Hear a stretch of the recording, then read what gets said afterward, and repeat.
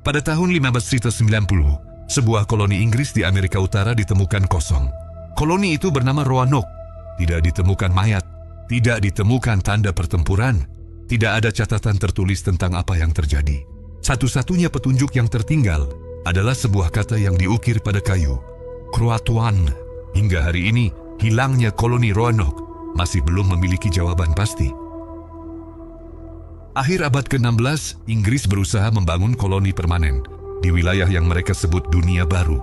Tujuannya adalah kekuasaan, perdagangan, dan menyaingi dominasi Spanyol. Pulau Roanoke, yang kini berada di wilayah Carolina Utara, dipilih sebagai salah satu lokasi koloni. Pada tahun 1587, sekitar 115 orang tiba di Pulau Roanoke.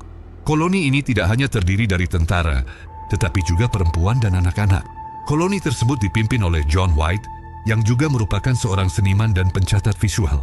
Bahkan, bayi Inggris pertama yang lahir di Amerika, Virginia Dare, lahir di koloni ini.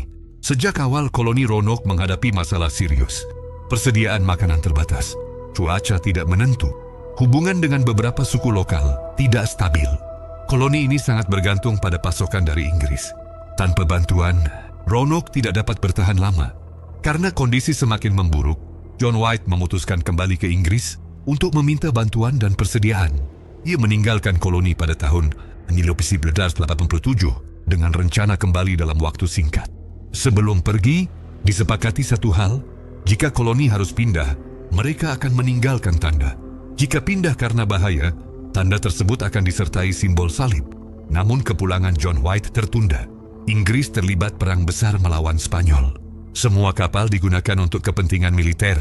Akibatnya, John White baru bisa kembali ke Roanoke pada tahun 1590, hampir 3 tahun kemudian.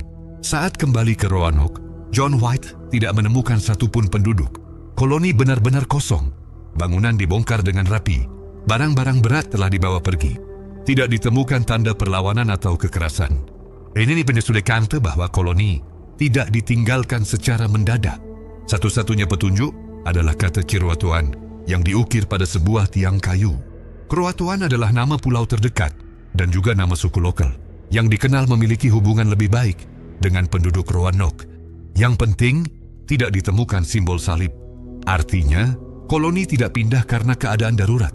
Teori yang paling diterima oleh sejarawan adalah penduduk Roanoke kemungkinan bergabung dengan suku Croatoan untuk bertahan hidup. Beberapa bukti arkeologi menunjukkan adanya benda Eropa di wilayah suku tersebut. Namun bukti ini tidak cukup kuat untuk memberikan kepastian mutlak. Hingga hari ini, tidak ada bukti yang benar-benar menjelaskan nasib koloni Roanoke. Tidak ada catatan tertulis lanjutan, tidak ada makam, tidak ada jawaban pasti. Menurut kamu, apa yang paling masuk akal tentang hilangnya koloni Roanoke? Silakan tuliskan pendapatmu di kolom komentar.